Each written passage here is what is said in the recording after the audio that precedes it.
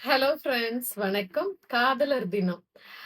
காதலர் தினத்துல காதல பத்தி தவறான புரிதல் வந்து நெறைய பேருக்கு இருக்கு. இன்னமுமே யாருக்குமே அதனுடைய சரியான புரிதல் இல்லையோ! அப்பிடின்ற எண்ணம் இருக்கு எனக்கு. காதல் அப்பிடின்ற ஒரு விஷயம், ஒரு ஆணுக்கும், பெண்ணுக்கும் ஏற்படுகின்ற ஒரு இனக்கவர்ச்சியோ, ஒரு ஈர்ப்பு விதியோ மட்டுமே காதல்ன்னு நம்ம பேர் குடுத்துக்க முடியாது. காதல்ன்ற விஷயம் அந்த காலத்துல இருந்தே இங்கிலீஷ்ல லவ்வுன்னு ஒரு வார்த்தையில அனைத்துமே அடங்கிர்ற மாரி குடுத்துட்டாங்க. இங்க காதலுக்கு வந்து நம்ம அன்புன்ற பெயரும் இருக்கு. தமிழ்ல நெறைய வார்த்தைகள் இருந்தாலும், காதலுன்றது ஒரு சிறப்பான, ஒரு ஆழமான ஒரு உணர்வு அப்படின்னு வச்சுக்கலாம். அந்த உணர்வு நமக்கு எல்லார் மீதானமும் ஏற்படுறதும் இல்ல. அதே சமயம் ஸ்பெஷல் பெர்சன் நம்ம லைஃப்ல நெறைய ஸ்பெஷல் பெர்சன் இருப்பாங்க. அவங்க இல்லைன்னா இந்த வாழ்க்கையே இல்ல அப்படின்ற அளவுக்கான ஒரு ஸ்பெஷல் பெர்சனா இருப்பாங்க. லைக் ஒரு அம்மாவுக்கு குழந்தை மேல ஏற்படுறதும், குழந்தைக்கு அம்மா. அம்மா இல்லாம அந்த குழந்தை வாழ முடியாது. அம்மா இல்லன்னா அந்த வாழ்க்கையே அந்த குழந்தைக்கு இருக்காது. அந்த ஒரு ஆழமான அன்பு, ஒரு ஆழமான புரிதல், ஆழமான பாசம், ஆ ஒரு ஸ்பெரிசம் எப்படி வேணாலும் ஒரு ஆழமான அன்பை குறிக்கக்கூடிய ஒரு வார்த்தையாக தான், ஒரு உணர்வாக தான் அந்த காதல பார்க்க முடியுது.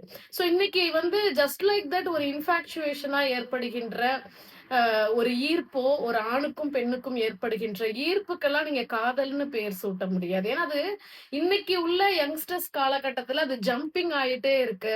நெறைய மேல் மேல ஏற்படக்கூடிய அடுத்தடுத்தது பாலுணர்வுகள்னால ஏற்படக்கூடிய ஒரு ஈர்ப்ப வந்து நம்ம காதல்ன்னு பேர் சூட்ட முடியாது.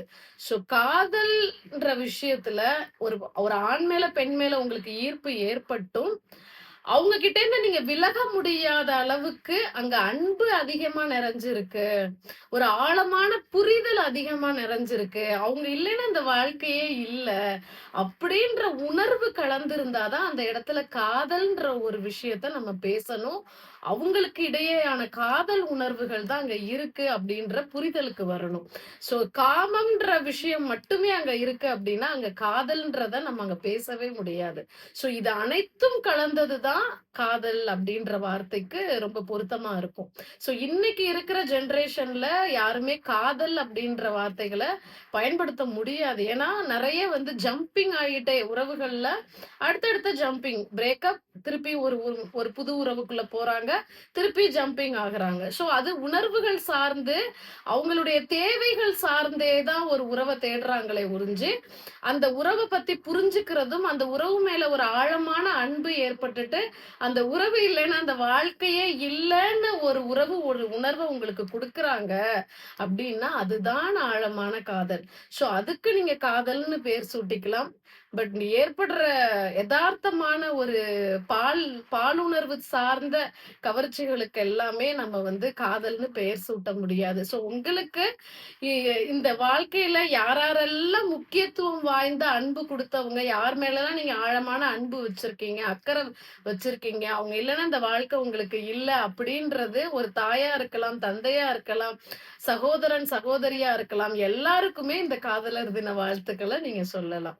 அனைவருக்கும் காதலர் தின நல்வாழ்த்துக்கள். நன்றி.